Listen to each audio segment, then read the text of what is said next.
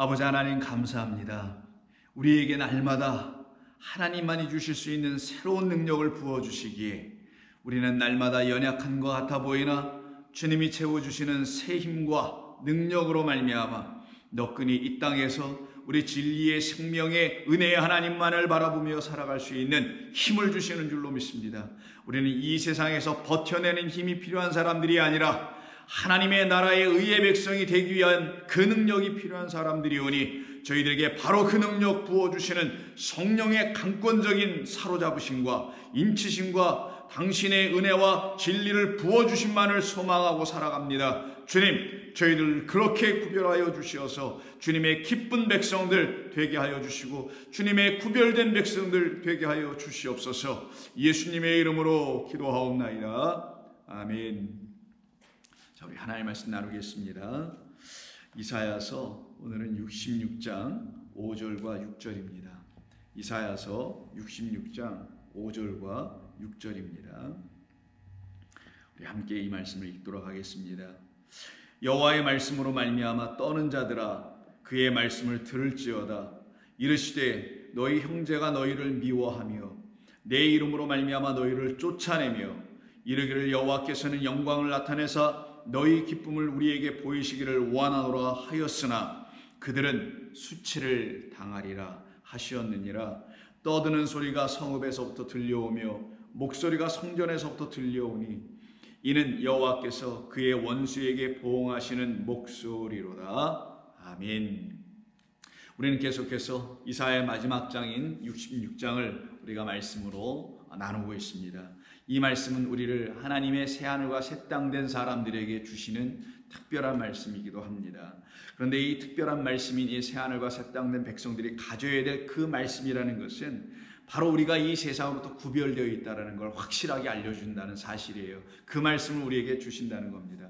그리고 우리는 우리를 그렇게 세상으로부터 불러서 건져내어서 세상에 속하여 세상의 것이 되게 하지 아니하고 하나님께 속하여 하나님의 것, 하나님의 소유와 나라와 백성 제사장이 되게 하게 하심으로 말미암아 그런 것이 우리에게 큰 축복인데 이 축복을 누리는 사람들에게는 반드시 이 세상으로부터 어떤 것을 경험하게 되냐? 미움을 받게 됩니다. 그러나 성도들은 그 세상의 미움, 시기, 여러 가지 박해 등등을 받음에도 불구하고 그들은 날마다 자기들을 구원하신 하나님 앞에 나가 엎드립니다. 그들을 가지고 66장에서 우리가 어제도 나눴던 말씀에서 알게 된 것처럼 가난한 심령들이라고 하죠. 가난한 영혼들이라고 합니다. 그리고는 그들은 자기들의 심령 안에서 통회하며 자복하며 하나님의 말씀 앞에서 떠는 자들입니다. 왜? 그 말씀만이 나를 의롭게 하시는 말씀이며 나를 하나님의 의 가운데로 인도하시는 말씀이며 근데 그 의는 내가 이룰 수 있는 것이 아니고 가능할 수도 없고 오직 하나님의 의로 나를 이렇게 덮어주셨구나. 그 의로 나를 인쳐주셨구나. 장막 쳐주셨구나 라는 걸 깨달아 알게 될 때 그들은 하나님의 사랑에 녹아집니다. 하나님의 사랑은 우리를 구원하시는 하나님의 궁극적인 능력이거든요. 그 사랑에서 벗어날 수 있는 다른 큰 어떤 힘과 능력을 갖고 있는 어떤 존재는 없습니다.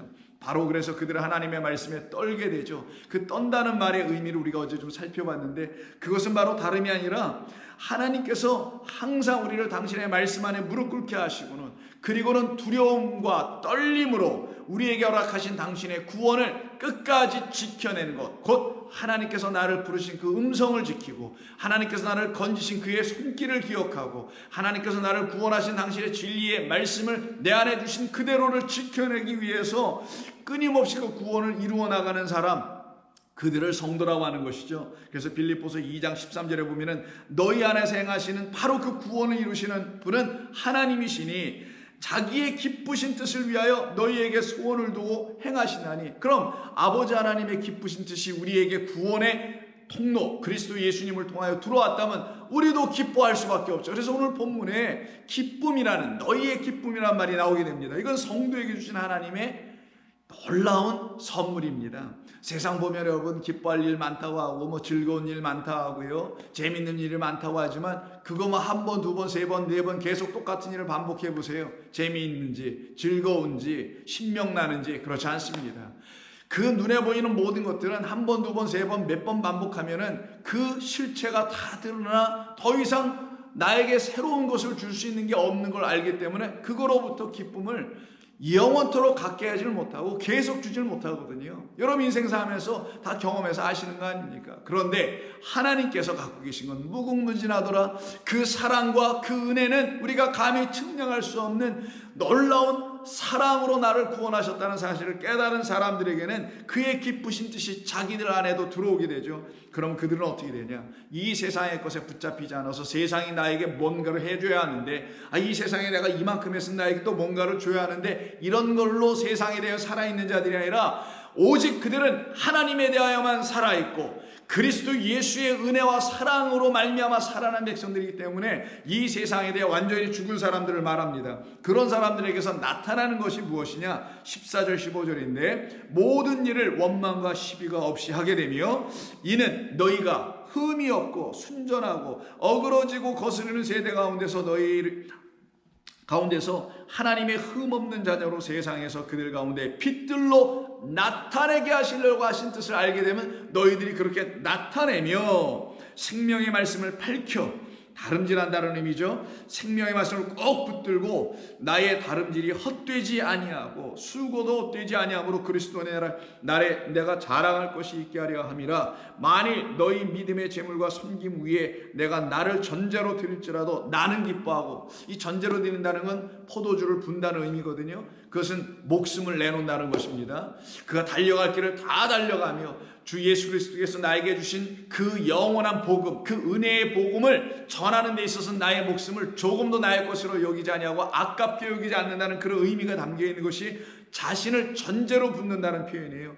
우리가 다 그런 사람들 아닙니까? 여러분 그렇게 준비되어 있지 않아요 지금요?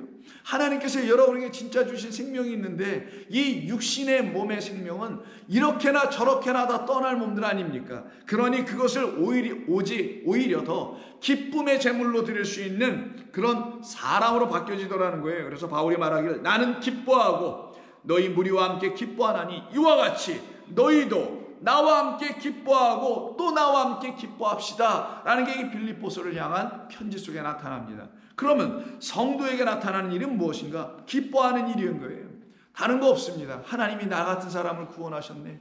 나 같은 사람에게 하나님은 긍휼과 자비를 지금도 베풀어 주시네. 나 같은 사람뿐 아니라 나로 인하여 생긴 가정, 자녀, 이 모든 것 위에 하나님은 당신의 신실하신 그 진리로 말미암아, 진실로 말미암아 내게 끊임없이 부어주시네. 이거를 가지고 사는 사람들이거든요. 그래서 5절에서 뭐라고 합니까? 다시 반복하죠. 여호와의 말씀으로 말미암아 그들은 떨 것이다. 하나님을 온전히 사랑받음으로 경외할 것이다. 두려움으로 경외하는 게 아니라 사랑으로 경외하는 자들이 될 것이다. 그의 말씀을 그들은 반드시 들을 것이다. 그래서 그의 말씀을 들을지어다 라고 말씀하시면서 우리 성도들에게, 새하늘과 새 땅에 있는 사람들에게 하나님이 또 가르쳐 주시면서 말씀하는 게 뭐냐? 너희가 지금 새하늘과 새 땅을 바라보며 살아가는 이 신앙의 믿음의 온전한 이 진리의 여정이 그렇게 수월하지만은 않을 것이다. 왜 그런 거냐면 너희는 하늘의 것을 가졌다라는 이유 때문에 반드시 땅에서는 뭔가 고난도 당할 수밖에 없고 어려움도 당할 수밖에 없는 일이 반드시 일어날 것이다. 그 이유와 배경을 설명해 주는 것이 5절에 있는 겁니다. 다 들으라고 하시면서 하시는 말씀이 너의 형제가가 아니라 복수예요. 너의 형제들이 너희들을 미워하며, 다 둘 다 복수입니다. 자, 너의 형제들이라는 한 그룹이 있고 그리고 너희들이라는 그룹이 있어요. 이 너희들이라는 이 그룹이 바로 이 본문에서 계속 흘러가고 있는 가나안 심령, 통일한 심령, 새하늘과 새 땅 안에 거한 그 축복된 백성들을 말합니다. 그런 너희들을 누가 미워하냐? 이 너희의 형제들이 미워한다네요. 자, 그러면 여기서 우리 한번 잠깐 생각해야 될 게, 너희의 형제들과 너희라는 사람들은 무슨 관계겠어요? 그러면 같은 한 부모에서 나왔다는 거잖아요. 같은 한 뿌리에서 형성됐다는 걸 말하는 거 아니겠습니까? 너희의 형제들이고 너희들이면 부모가 같다라는 거죠. 결국 이 말씀을 의미하는 게 무엇이냐면 한 하나님으로부터 지어진 이 온 세상의 인류를 놓고 표현하는 말씀입니다.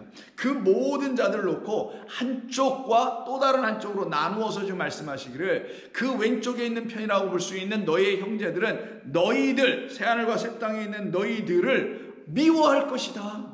이런 말씀을 주세요. 너희들은 새하늘과 새 땅을 소망으로 바라보며 진리의 하나님으로 말미암아 구원받은 그 기쁨을 날마다 누리고 살아가는 너희들에게는 평탄함이 있는 게 아니라 오히려 너희의 형제들로 인하여 너희들은 뭘 당한다? 미워함을 당할 것이다 라고 지금 말씀하네요. 그러면 형제가 형제를 미워하는 꼴이 된 형성이 된 거잖아요. 좀 더 읽어볼까요? 그리고는 그들이 계속 말하기를 그리고 너희를 미워할 것이며 너희는 또한 내 이름 때문에 내 이름으로 말미암아 우리가 갖고 있는 건 오직 여호와 하나님, 그가 보내신 우리 주 예수 그리스도 다 같은 하나님이시죠. 그 하나님이라는 그 이름, 그리스도 예수라는 이름, 만군의 여호와라는 그 이름을 갖고 있다는 이유 때문에 너희를 어떻게 하냐? 그 너희 형제들이라는 사람들이 쫓아내버리더라는 거예요. 그럼 어디에 같이 소속되어 있다라는 거잖아요. 어느 한 공동체에 있다라는 거죠. 그걸 작게 표현하면 성전, 회당, 교회 이런 틀이라고 볼 수 있는데 더 넓게 보면 이 온 땅에 있는 것을 말하는 거죠. 이 온 땅이 결국은 둘로 나누어지는데 한 부류는 뭐냐? 그 하나님 앞에서 자기의 죄가 하나님의 말씀, 의의 말씀으로 인하여 들추어져서 하나님 앞에 무릎 꿇고 그 말씀에 떨리고 두려워하여 결국 하나님 앞에 자복하고 통회하는 사람들을 하나님이 건져주실 때 사랑받고 긍휼을 입고 자비하심으로 건져져 구원받아 새하늘과 새 땅에 관한 그 기쁨을 누리는 사람들이 있는가 하면 그렇지 못하고 여전히 자기의 의 스스로 뭔가를 해보려고 해. 스스로 자기를 깨끗하게 해보려고 해. 스스로 뭔가 변화도 주려고 해. 그래서 다음에 우리가 살펴보겠습니다만은 뒤에 16절 보면은 17절에 이런 말이 나와요. 그 왼편에 있는 그 형제들이라는 사람들은 스스로 거룩하게 구별하여 스스로 정결하게 하고 동산에 들어가서 그 가운데 있는 자를 따라 거짓된 적그리스도 같은 존재입니다. 돼지고기와 가증한 물건과 쥐를 먹는 자들이라고 되어 있어요. 다 함께 망한다 이들은. 근데 이들이 뭐 한다고요? 자기가 스스로 정결케 해. 자기를 스스로 구별해. 이런 자들이 없을 것 같으죠 여러분? 있습니다. 하나님의 의의 말씀, 하나님의 그 사랑으로 말미암아 십자가에서 보여주신 그 은혜, 보혈로 말미암아 내가 의로워지는 것이라는 사실을 깨달아 아는 사람들은 그걸 믿게 되어 있어요. 그걸 믿으라 해서 믿는 게 아니라 그걸 깨달은 다음에 믿게 돼 있고 그걸 취하게 돼 있어요. 참된 것으로.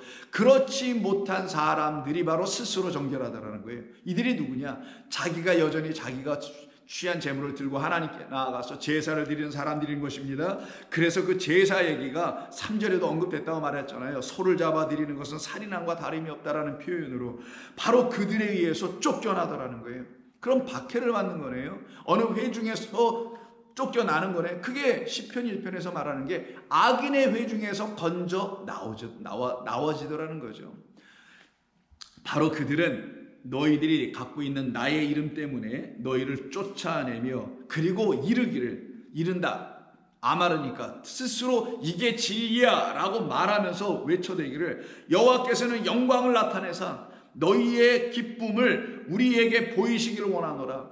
너희들 지금 쫓겨났지? 너희들 지금 우리한테 이렇게 된 상황이 되어 있지? 지금 너희들이 갖고 있는 그 기쁨 좀 한번 줘봐. 그 기쁨을 보면 우리가 여호와 하나님께서 너희들에게 영광을 나타내 주고 계심을 내가 한번 믿어줄게. 그럼 이러고 있다라는 거예요. 그러면 이 말에는 어떤 뉘앙스가 담겨 있어요. 어떤 또 힌트가 있습니다. 무엇이냐면 새하늘과 새 땅에 있는 이 오른쪽에 있는 너희들이라는 사람들은 왼편에 있는 그 형제들이 바라볼 때 뭔가 기뻐하고 있다라는 게 분명히 있다라는 거예요.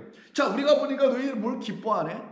기뻐하죠. 그럼 우리 성도들은 우리 안에 계신 주님 때문에 기뻐하죠. 내가 어떻게 하나님을 믿을 수 있을까? 그게 기쁨이에요. 내가 어떻게 예배를 드릴 수 있을까? 그게 기쁨입니다. 내가 어떻게 찬송이라는 게 나올 수 있지? 그게 기쁨이에요. 성도에게는. 내가 어떻게 하나님 앞에 나가 무릎 꿇고 하나님을 찾으며 기도할 수 있는 자가 되었지? 그게 하나님이 여러분을 택하시고 구원해내셨기 때문에 그것이 성도에게는 내가 이런 사람이 되어 있네, 내가 구별되어 있네, 내가 하나님을 사모하고 있네, 이게 여러분들이 갖고 있는 기쁨의 근거가 되어야 된다는 거예요. 뭐가 잘 되니, 자녀가 잘 되니, 사업이 어쩌니, 이런 거 가지고 자꾸만 기뻐하다는 얘기하는다면 이 왼편에 서 있는 사람과 크게 다를 바가 없죠. 그러나 그 땅에서 나와서 그런 건 하나님이 내게 필요하셔서 먹고 살아가는데 주시는 정도의 한계에 불구하고 그걸 가지고 그 첫째 하늘을 가지고 첫째 땅을 가지고 둘째 땅, 둘째 하늘이라는 새하늘과 새 땅을 바라보지 못한다면 이 첫째 하늘 가운데서 주신 이 삶에 나타난 모든 축복들은 의미가 없는 것 아니겠어요?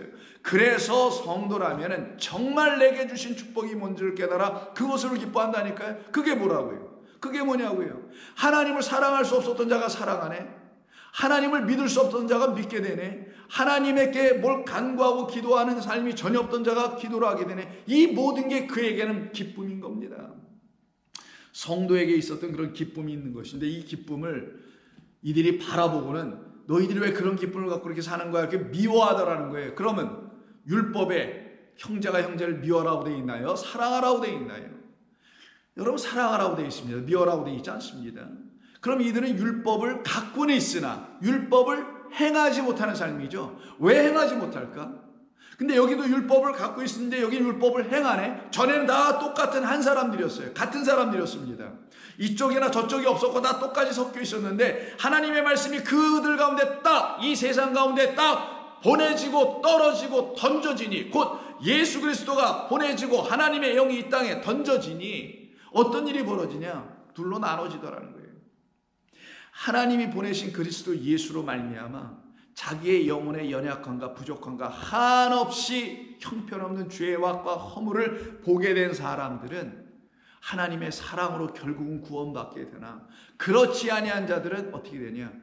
형제를 오히려 미워하더라는 거예요. 율법으로 오히려 지켜내는 삶이 아니라 율법을 가지고 지키지 못하나 이쪽에 있는 그 하나님의 백성들은 율법을 바꾸는 그 율법이 나를 지키게 만들더라는 거예요. 오히려 내가 율법을 지킨 게 아니라, 잘 들으세요, 내가 율법을 뭐 행하고 막 이렇게 지키는 것 같아 보이죠. 말씀대로 산다는 게 그게 아니고, 사실은 율법이 나를 하나님의 말씀을 지키도록 끌고 가는 것뿐인 거예요. 그래서 하나님의 말씀이 우리를 끌고 가는 거라니까요. 내가 하나님의 말씀을 끌고 어떻게 가보려고 하는 건 다 100% 실패하게 돼 있지만 몇 보 못 가고 몇 리도 못 가고 며칠 못 간단 말이에요. 근데 하나님의 말씀이, 율법이 나를 끌고 가. 어딜로? 복음, 사랑, 은혜, 하나님의 안으로 끌고 들어가. 그러니 이걸 어떻게 안 지킬 수가 있어요? 결국은 이 하나님의 모든 율법은 사랑으로 완성되는 거니, 그렇게 하나님의 사랑받은 사람들은 당연히 사랑할 수밖에 없죠. 어떻게 미워하게 돼? 이건 불가능한 겁니다. 미워하는 마음이 들어왔다고 해서 쏙 도망갈 수밖에 없어요. 그래서 레위기서를 한번 보시면은 이미 율법에서 말씀하는 부분이 있죠. 여러분 잘 아시는 19장, 레위기서 19장 17절 보면 이렇게 말씀합니다. 너는 내 형제를 마음으로 미워하지 말라. period. 마침표예요.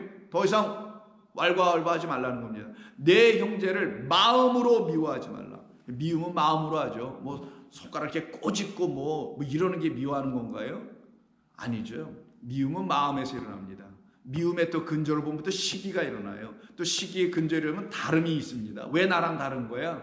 왜 너는 좀 나아 보이는 거야? 왜 너는 나보다 못한 거야? 뭐 이런 나눔, 다름, 시기, 이런 모든 것들이 결국 미워하는데, 이 미워하는 그 상황을 한번 볼까요? 너는 너의 형제를 마음으로 미워하지 말라. 내 이웃을 반드시 견책하라.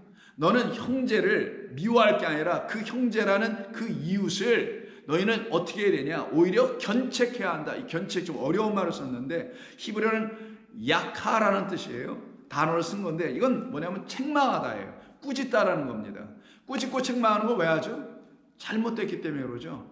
내 형제가 만약에 마음으로 내가 이렇게 바라볼 때 뭔가 이렇게 하나님의 말씀에서 벗어나서 잘못된 것 같아 보면 책망하라.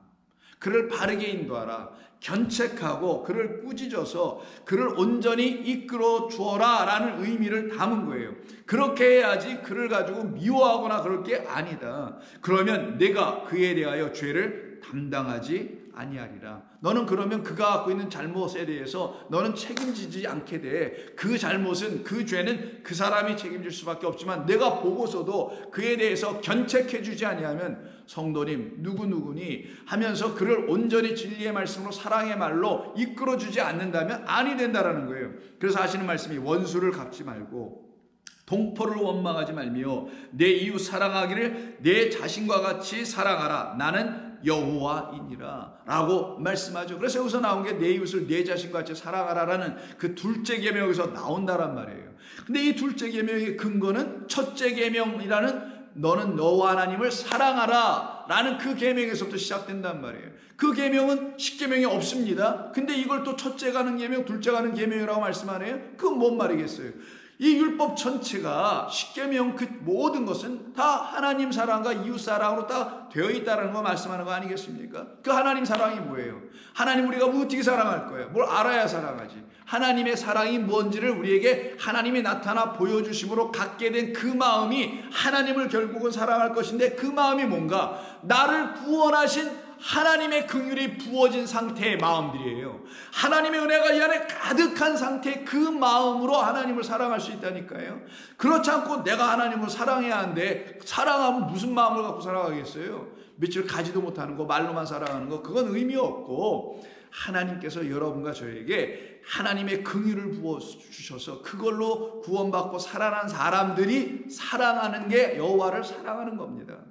그 사랑이 내 안에 있어야 나 같은 죄인 살리신 하나님께서 내 이웃과 형제들을 사랑할 수 있는 마음이 비로소 우리 안에서 일어나지 않겠습니까? 그래서 요한일서 2장에 보면은 이 사랑하고 미워하는 것에 대해서 다음과 같이 우리에게 가르쳐 말씀해 줍니다. 여러분 잘 아시는 8절부터 볼게요. 다시 내가 너희에게 새 계명을 쓰노니 하면서 사도 요한이, 예수님의 제자였던 사도 요한이 그 요한 1, 2, 3서를 읽고 있는 어느 공동체의 성도들에게 지금 말해주는 거예요. 권고합니다. 다시 내가 너희에게 새 계명을 쓰노니 그에게와 너희에게도 참된 것이라. 이렇게 말하면 이게 뭔 말인지 잘 몰라요. 자, 내가 너희에게 새 계명을 쓰냐. 새 계명은 따로 있지 않다고 바로 윗절에서 얘기해요. 너희가 이미 처음부터 가진 옛 계명은 너희가 늘 들은 바 말씀인데 이게 새 계명이야. 옛 계명, 새 계명 따로 있는 게 아니라 옛 계명, 옛 언약이 너희에게 그리스도 예수님으로 말미암아 그게 그런 거였어요라고 이렇게 완전히 새로운 것으로, 전에 누구로부터 들어보지 못한 완전한 새로운 교훈, 완전히 나를 사로잡는 그 교훈, 말씀 진리로 딱 들려줄 때 그것이 너에겐 새 계명이 되는 거야. 그런 의미입니다. 그래서 다시 너에게 이르노니 새 계명을 쓰노니 그에게와, 이 그에게라는 건 우리에게 새 계명을 주신 그리스도 예수 안에서 참된 그 계명이 이젠 너희들 안에서도 참되다라는 말이에요. 이게 뭐 그에게와 너희에게도 참되다는 게 아니라 그리스도 예수, 그 계명을 주셨던 그리스도 안에서, 그 예수님 안에서 이미 그 계명은 다 진리였다. 그가 우리에게 사랑으로 보여주지 아니하셨느냐. 그러니 그 사랑받고 그 진리 가진 우리도 우리 안에서 그 계명은 참되게 나타나야지 않겠는가. 그 말은 우리도 그 계명 붙잡고 사랑할 수밖에 없는 사람들 되어 있지 않느냐, 이런 얘기예요. 이건 당위성이에요. 이건 자연적인 것이라는 겁니다. 구원받은 사람들은, 사랑을 입은 사람들은 자연스럽게 할 수밖에 없게 된다는 거죠. 그러면서 하는 말이, 이는 그에게와 너에게도 참된 것이라. 이렇게 된 이유는 왜냐하면 어둠이 너에게선 다 지나갔다. 새 계명이 딱 들어왔을 때, 사랑이라는 것이 율법 안으로 딱 들어왔을 때란 얘기예요. 하나님의 말씀을 사랑으로, 진리로, 복음으로 듣지 못했던, 그래서 율법 차원으로만 갖고 있었던 우리에게 하나님의 아들 복음의 그리스도 예수께서 딱 들어와셨을 때, 즉 영접이 되었을 때, 되게 될 때는 어떤 일이 벌어지냐. 어둠은 떠나가더라. pass by. 어둠은 지나가고 진리의 그 참빛이 우리에게 이미 비춰지지 않았었던가 라고 말합니다. 그러면서 하는 말이, 그러면 그때부터 어떻게 되냐. 우리는 어둠에서 거닐지 않죠. 어둠에서 행하지 않죠. 빛에서 거닐게 됩니다. 그래서 빛 가운데 있다 하는 사람들이 그리스도인들 아닌가, 이렇게 말하는 거예요. 그런데 빛 가운데 당신들이 있다 하면서 혹여 그 형제를 미워하는 자가 있다면, 누군가 형제를 미워한다면 그는 지금까지 어둠에 있는 자가 된 것밖에 더 되겠는가, 이런 말을 해요. 그럼 여기서 형제라는 말을 하네요. 이때 형제가 누굴까요? 바로 우리 주 예수 그리스도를 말하는 겁니다. 우리 주변의 형제들이 아니에요, 여러분. 우리에게 그 형제는 그리스도 예수님이 형제 1번이고 나머지는 그냥 우리야 그리스도로 인하여 우리와 똑같이 묶여져야 될 그냥 수많은 형제들에 불과한 거예요. 자, 그럼 빛 가운데 있다면서 그 형제라고 하잖아요. 그래서 그 형제 누구? 정관사로 썼으니까 그리스도 예수라는 우리의 형제를 만약에 미워한다면, 그 말은 곧 그의 진리의 말씀 안에 거하지 못하여 참빛 안에 있지 못하고 어둠에 여전히 있다면 당신들은 어둠에서 벗어나지 못한 사람들이요, 여전히 비진리 가운데 있는 사람들이요, 세상 말만 듣고 있는 사람들이요 라는 뜻이에요. 그의 형제를 사랑하는 자는 빛 가운데 거하여 자기 속에 거리낌이 없으나 그의 형제를 미워하는 자는 어둠에 있고 또 어둠에 행하며 갈 곳을 알지 못하나니 이는 그 어둠이 그의 눈을 멀게 하였도다. 눈이 멀었어. 어디에 대해서? 그 형제에 대해서 눈이 멀어요. 그래서 그 형제를 알아보질 못해. 그가 하나님의 아들로 우리 가운데 생명주로 보내심을 받은 분이라는 걸 알아보질 못해. 빛이 어둠에 비쳤는데 어둠이 깨닫지 못하더라의 그 상태를 말하는 겁니다. 그럼 이런 사람들을 놓고 3장에서 또 뭐라고 하느냐? 3장 10절 이하를 한번 보실까요? 3장 10절. 세상을 어떻게 표현하는지. 이러므로 하나님의 자녀들과 그리고 마귀의 자녀들, 이렇게 두 그룹으로 딱 나눠내요. 아까 너희의 형제들이라는 존재들이 있었죠. 너희들을 미워한다, 이렇게 둘로 나눠지는 것처럼 여기에서 또 뭐라고 하냐? 이러므로 하나님의 자녀들과 마귀의 자녀들이 그때 다 드러나더라는 거예요. 하나님 앞에서 다 드러나나니 무릇 의를 행하지 아니하는 자나 또는 그 형제를 사랑하지 아니하는 자는 하나님께 속하지 아니하느니라. 그렇게 드러나더라는 거예요. 보니까 이 마귀에게 속하였다는 그 자들은 본이 어떤 사람들이냐? 하나님의 의를 사랑하지도 않고 행하지도 않아요. 그리고 더 나아가서는 하나님께 속하지도 않고 사랑하지도 않는 자. 누구를? 그 형제를. 하나님이 보내신 그 그리스도 예수님이라는 우리의 맏형 되시는 장자 되시는 그 형제를 사랑하지 않아. 그 말은 그가 우리를 위해서 무엇을 했는지를 알질 못해. 안다고 했는데 교리적으로만 알았거나 세상 사람들은 아예 모르고, 그렇다면은 그는 하나님을 그 형제를 사랑하지 못하는 사람이니 빛 가운데 있지 못하니 하나님께 속하지 아니한 사람이라. 그러나 우리는 서로 사랑할지니. 이때 우리가 누구예요? 이 서신을 읽고 있는 그리스도인들이죠. 그러나 우리는 서로 사랑할 수 있다. 서로 사랑해야 된다. 이유는 그 형제가 우리 가운데 빛으로 오셨고 하나님의 사랑으로 들어와 계시지 않느냐. 이는 너희가 처음부터 들은 소식이라. 가인같이 하지 말고 그는 악한 자에게 속하여 그 아우를 죽였으나, 아우라 번역했지만 형제입니다. 그 형제를 죽였으나 어떤 이유로 죽였느냐? 자기의 행위는 악하고 그의 형제의 행위는 의롭기 때문에 죽였다. 의로운 자를 박해하고, 여기서 의로움이라고 하잖아요. 왜? 무릇 의를 행하지 아니하는 자는 하나님께 속하지 않았으니 의를 행한 누구? 그의 아우라는 바로 하나님의 아들과 그 아들들은 바로 하나님을 사모할 수 사랑할 수 없는 그 가인과 같은 마귀에 속해 있는 어떤 자녀들에 의해서 날마다 이런 꼴을 당하더라는 거예요. 그래서 오늘 본문에서도 너희의 형제들이, 가인과 같은 마귀에 속해 있는 그 형제들이 너희들을 박해하고 너희들을 쫓아내고 너희들을 미워할 것이다라고 본문에서 말한 겁니다. 이게 무슨 일이냐? 이게 바로 성도가, 우리가, 저와 여러분들이 새하늘과 새 땅에 들어와 있을 때 경험하는 삶이라는 거예요. 그 새하늘과 새 땅은 여기 있는 땅이 아니라 하늘에 있는 땅입니다.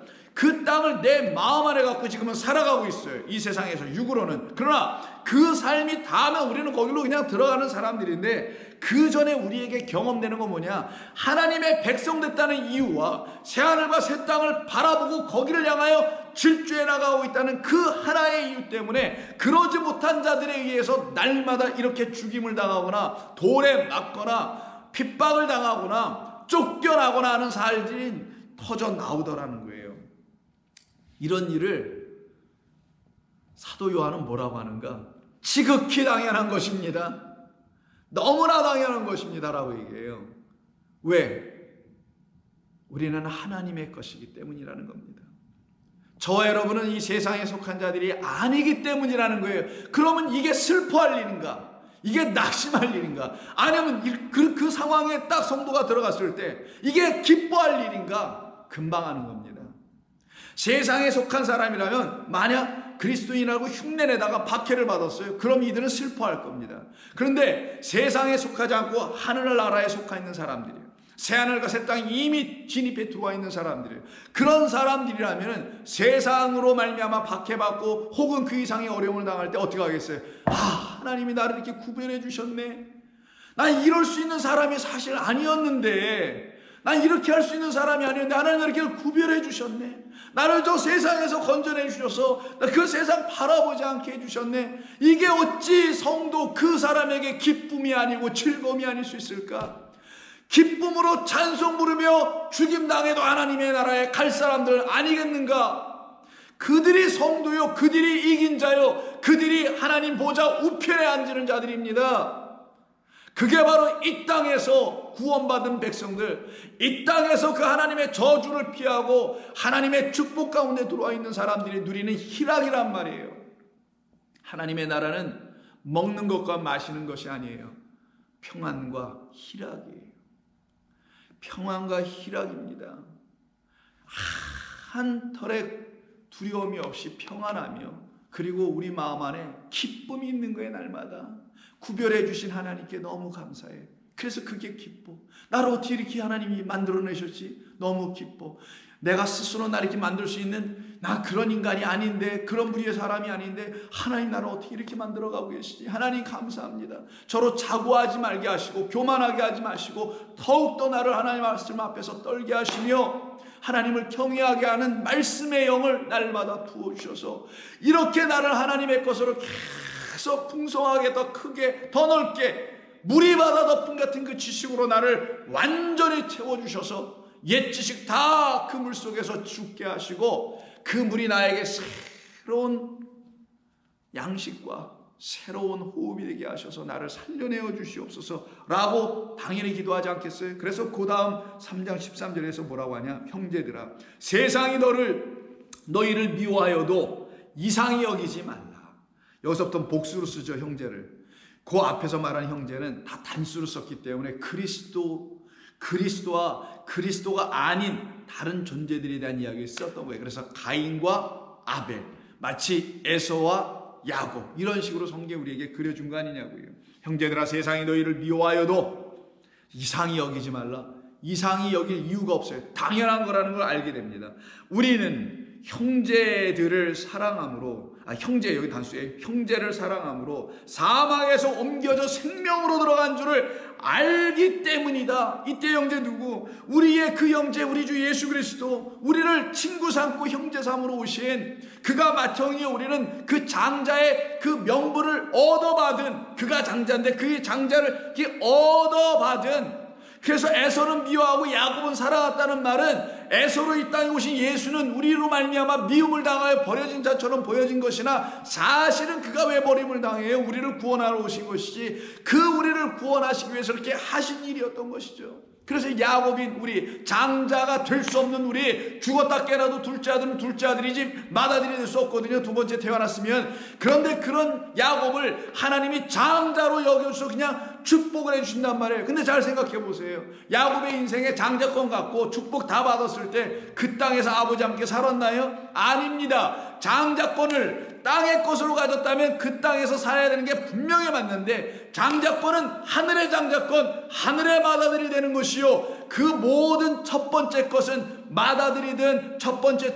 그 동물에서 나오는 초태생이든 모든 건 다 내 것이니 내 것으로 돌리라. 하나님의 말씀은 그런 말씀을 통하여 우리를 하늘의 장자 삼으시려고 하셨던 진리를 담은 거란 말이에요. 그러니 우리의 힘으로 장자가 되는 것이 아니요, 장자가 우리의 힘으로 됐다면 이 땅에서 그냥 사는 것으로 끝날 수 있겠지만, 하늘의 장자니 야곱의 인생에서 곧바로 아버지로부터 장자권에 대한 축복을 딱 받자마자 무슨 일이 벌어집니까? 에서가 죽이려고 하잖아요. 마치 가인이 죽이려고 죽였던 것처럼. 그래서 거기를 피하여 어디로 갑니까?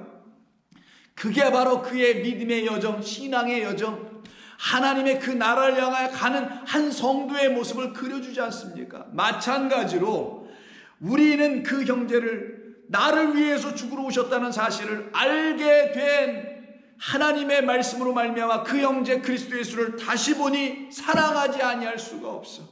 그래서 그를 사랑함으로 말미암아 사망에 놓여있던 나를, 저주로 말미암아 사망 다나토스에 있던 나를 선악과 따먹어서 여전히 두 마음으로 형제라 미워하고 내 마음에 드는 사람은 내 편이라 만들고 있는 그런 이 세상에 저작거리보다 못하는 인간이 되어있던 나 같은 존재를, 그 사망에 있던 존재를 생명으로 옮겨버리네.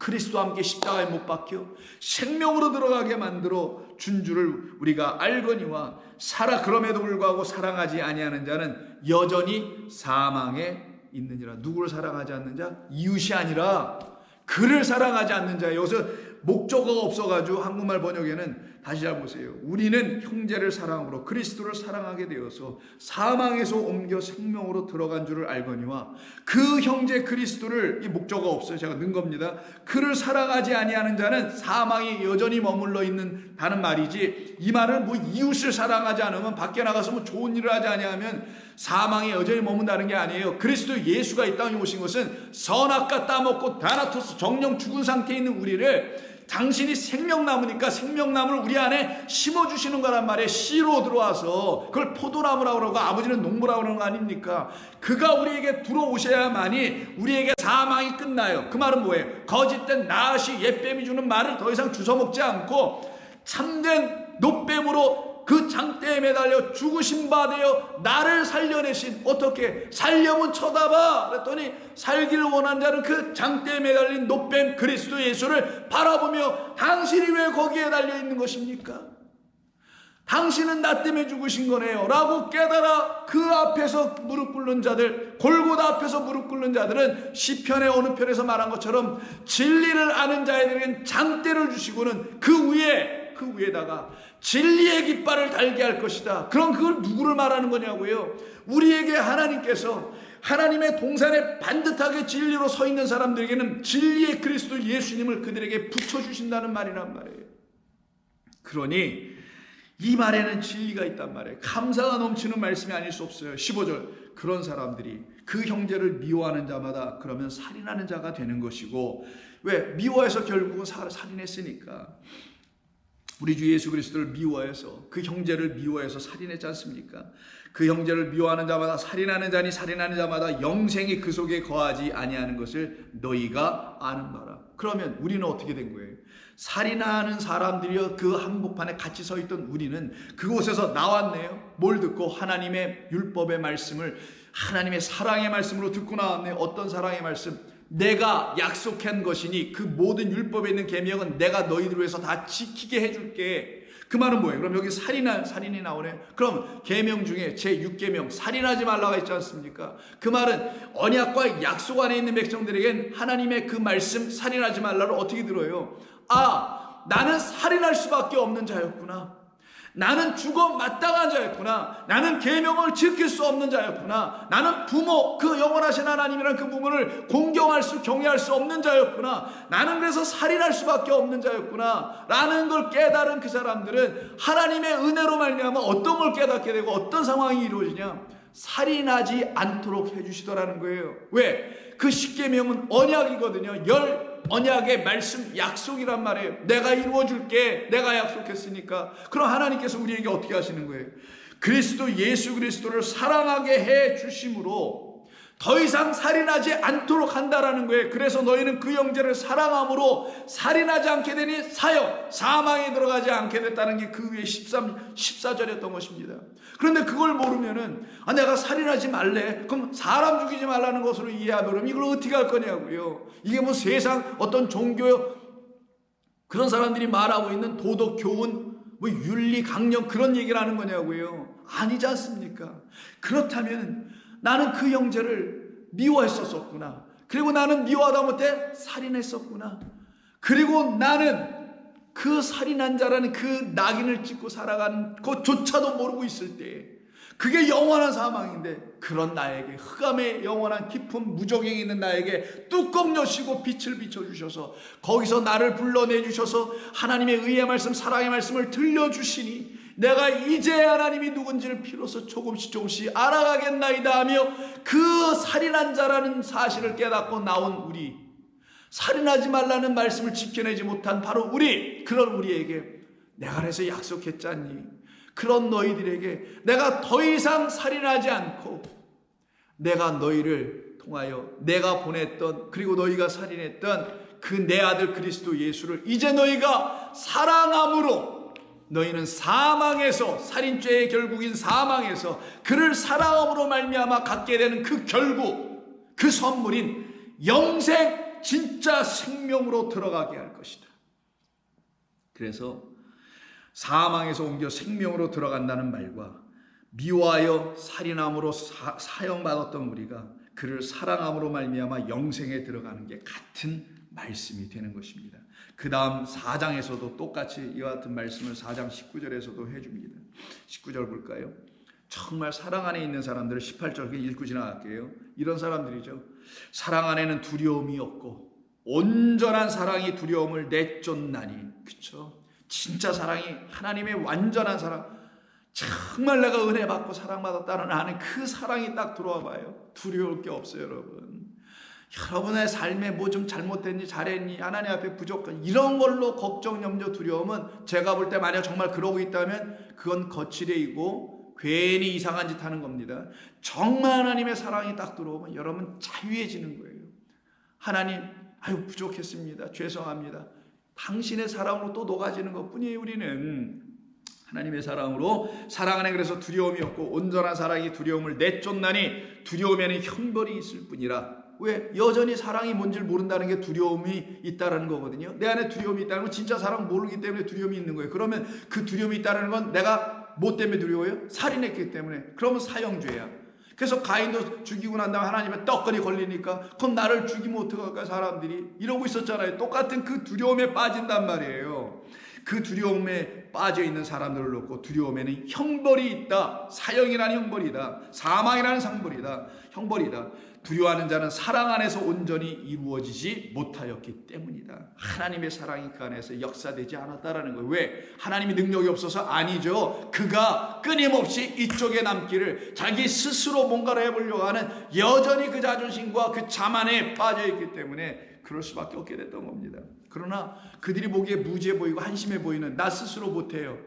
난 못하겠어요. 이거 얼마나 잘하는 사람들 입장을 볼 때 뭐 같다 그러죠? 못나 보이겠어요. 못생겨 보이고 말이야.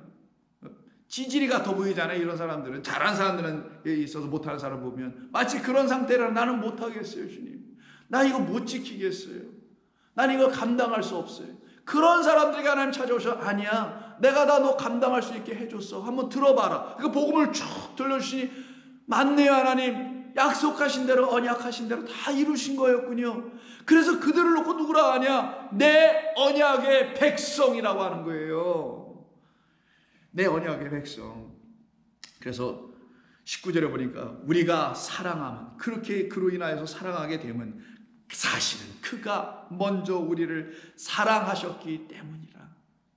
이건 100% 정답, 진리죠. 누구든지 하나님을 사랑하노라 막 또 말은 해놓고 그 형제를 미워하면, 이웃이죠, 이는 거짓말하는 자니 보는 바 그 형제를 사랑하지 아니하는 자는 보지 못하는 바 하나님을 사랑할 수 없느니라. 아니 앞에 건이 이해가 되겠는데 뒤에 보는 바서부터 이게 무슨 말이겠어요? 이게 잘 이해가 안 될 수 있죠, 여러분. 다시 한번 읽어드릴게요. 누구든지 하나님을 사랑하노라 하고, 그 형제가 누굴까요? 그래서 단수니까 그 형제 그리스도 예수예요. 하나님은 사랑한대요. 종교인이 돼서 유대교의 교인이 돼서 하나님을 사랑한대. 기독교인이 돼서 하나님을 사랑한대. 이슬람교에 대해서 알라라는 그 하나님을 사랑한대. 뭐 어느 종교에서 하느님이니 하나님이니 뭐 하늘님이니 다 사랑한대. 그런데 그 하나님이 보내신 그 형제, 그 아들은 사랑을 못해. 이 되게 모순된 겁니다. 그 아들은 당신이 우리를 사랑한다는 증거로 보내준 거예요. 그래서 하나님의 말씀과 예수의 증거로 때문에 죽었다고 계시록에 말하는 겁니다. 하나님이 우리를 사랑하고 계시다는 사실을 증거해 줄 방법은 하나밖에 없었어요. 당신의 아들을 보내는 것. 다른 말로 하면 좀 우리 유식하게 얘기합시다. 우리 좋은 교회 교인들은 당신이 직접 예수라는 이름으로 오신 거예요. 사실은 당신이 예수의 이름으로, 예수라고 우리가 부르는 그 이름으로 우리에게 오신 거예요. 그래서 예수의 이름이 아니면이란 말이 나오는 거예요. 구원이 안 된다는 게, 그 하나님이 우리에게 직접 예수의 이름으로 오시고, 그 하나님이 당신을 아들로 우리에게 보내시고 아들로 또한 오신 겁니다. 그렇게 오신 이유는 뭐라고요? 당신이 하신 모든 말씀이 진리요, 진짜 맞는, 정말 맞는 말이다, 다 이루어진 말이고 이루어질 거다라는 그 말을 증거해 주려고, 확인해 주려고 내 아들 보낸 거야. 그러면 그 아들이 이 땅에 오셔서 하신 모든 일들은 아버지의 일과 똑같은 거 아니겠어요? 그 아버지는 보이지 않네. 근데 아들은 어떻게 해요? 보이지 않는 하나님을, 아버지를 보여주는 그 하나님과 동시에 보여지는 아들로 온 거 아닙니까? 그때 말하는 거예요. 하나님을 이렇게 사랑한다 하고 있어요. 어느 신은 있다고 다 믿어. 모든 종교가 다 믿으니까. 모든 종교, 무신론자도 자기라는 신을 믿고 있다는 사실을 여러분 아십니까? 그게 자기 자신이 하나님일 뿐이야. 그러면 모든 이 세상은 다 하나님이라는 어떤 신을 믿고 있는 거예요. 근데 문제는 뭐냐? 그 하나님이 우리에게 나타내 주실 때에, 당신이 우리에게 나타나 주실 때에 아들로 예수 그리스도라는 그분으로 나타나 주신 것인데, 그리고는 그분 안에다가 우리를 얼마나 사랑하시는지 알려주려고 진리의 말씀을 우리에게 풀어 그 하나님 말씀하신 것을 알아듣지 못하여 흑암 가운데, 소경 가운데 있던 우리를 깨우쳐 눈을 뜨게 하셔서 그 예수를 먼저 알고 바라보네. 뭐로? 당신이 정말 하나님 보내신 누구로 깨달아요? 하나님의 아들이요 하나님으로 깨달아버려.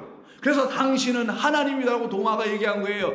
당신은 그분이 하나님을 깨닫고 하나님의 아들로 깨달아 호라오, 눈을 확 뜨네. 눈 뜨는 건 4단계가 있다 그랬죠. 호라오로 뜨면 마지막으로 완전히 다 뜬 거예요. 진리를 알아본 거예요. 뜨니, 그래서 오늘 본문이 호라오입니다. 딱 보게 됐는데, 그러면 이분을 보면 누구를 봐? 아, 그러니 정말 우리가 믿고 있다는 그 하나님, 온 세상의 각 종교들이 말하고 있다는 그 하나님은 예수 그리스도를 통하여 말미암지 않고는 결단코 그 하나님을 온전히 볼 수 없고, 비스무리하게 보든가 잘못 보든가 이상하게 보든가 하여 종교나 만들고 거기에 믿음을 형성시키고 하는 일들이었구나라는 걸 깨달아 알게 되는 거란 말이에요.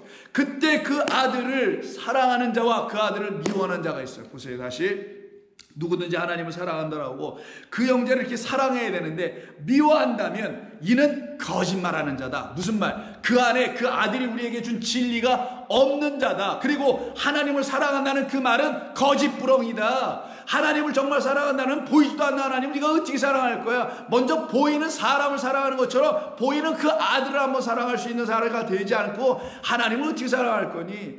그 하나님 보내신 그 아들은 하나님을 대신하는 자인데 그를 사랑하지도 못하는데, 그가 무슨 말을 하는지도 모르는데, 그가 왜 이 땅에 십자가에 달린 이유도 모르는데 네가 어떻게 하나님을 사랑한다고 할 거야? 그러니 너는 거짓말하는 자야. 너는 그냥 종교인에 불과하는 거야. 너는 그냥 두려워서 지옥 갈까봐, 어디 불구덩이에 들어갈까봐 하나님 붙잡고 그냥 대롱대롱 매달려 있는 그런 두려운 자에 불과한 거야. 왜? 너희 안에는 그 그리스도 예수를 통하여 하나님이 우리에게 다 부어주셔서 그가 증거를 십자가에서 이루신 그 우리를 향한 사랑이 내 안에는 없기 때문이야. 그래서 너는 두려움과 공포와 떨림 속에서만 살아가는 자나, 내 백성들, 내가 보낸 그리스도 예수로 말미암아 그를 통하여 사랑이 하나님의 누구신지를, 하나님의 또한 사랑은 무엇인지를 깨닫는 사람은 그 예수를 먼저 사랑하지 않을 수가 없을 것이다. 그가 너희들을 향하여 말한 것과 그가 너희들을 향하여 다 행해준 것이 너희들을 다 드러나 진리와 생명으로 너희에게 은혜로 들어가게 되면 너희가 어찌 그를 사랑하지 않을 수 있겠는가? 어찌 너희가 그를 미워할 수 있겠는가? 미워하여 어찌 결국은 살인할 수 있겠는가? 아니다. 그럴 수가 없느니라. 그러나 너희가 만약 하나님을 사랑한다고 그를 미워한다면 너희는 정말 거짓말하는 자. 어떤 거짓말? 하나님 사랑한다는 말, 그건 거짓말이야.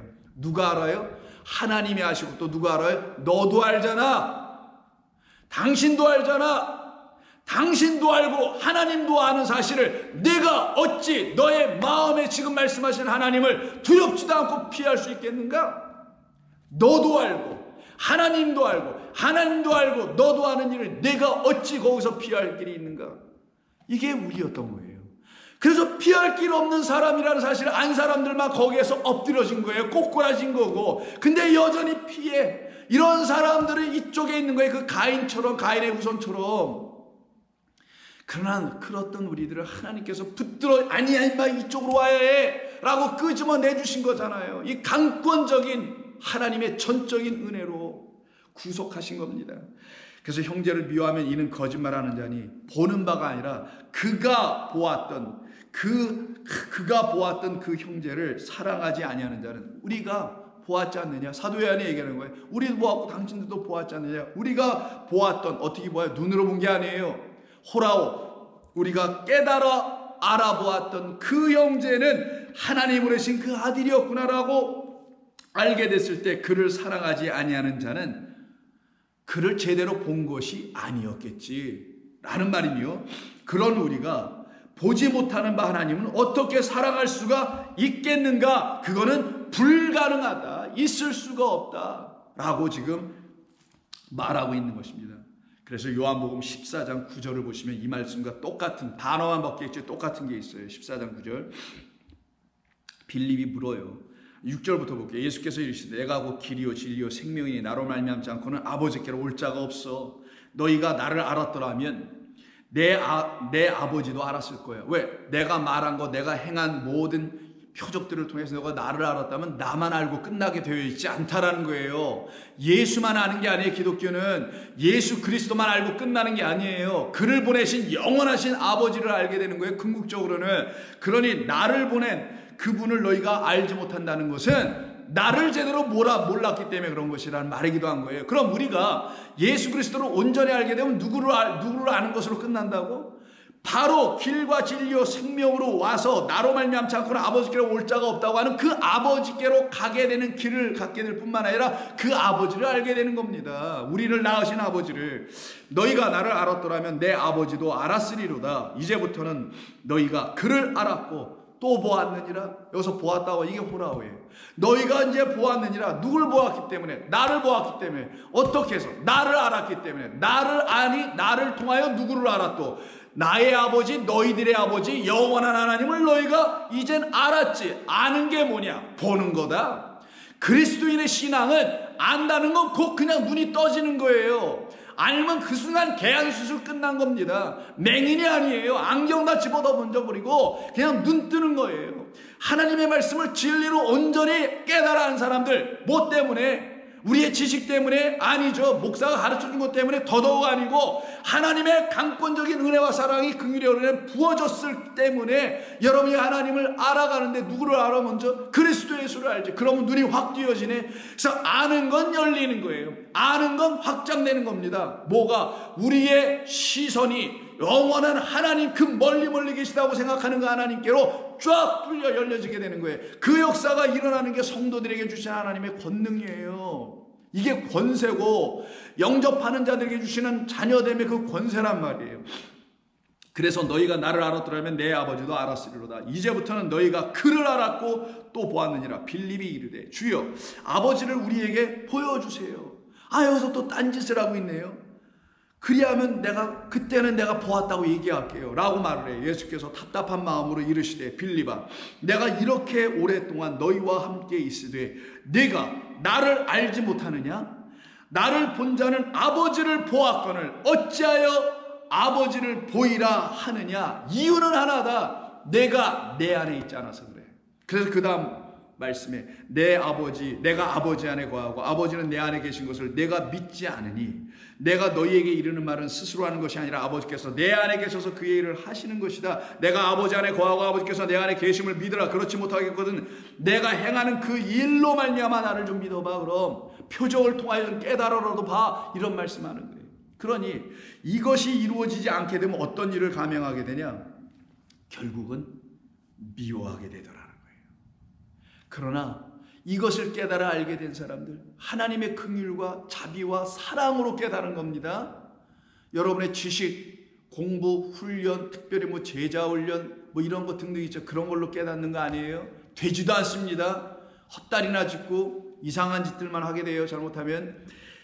그러나 하나님의 말씀으로 지금까지 여러분들에게 말씀드렸던 이렇게 깨달아 하나님의 강권적인 은혜 안에 붙잡혀 들어가게 되면 그들은 미워할 수가 없어요.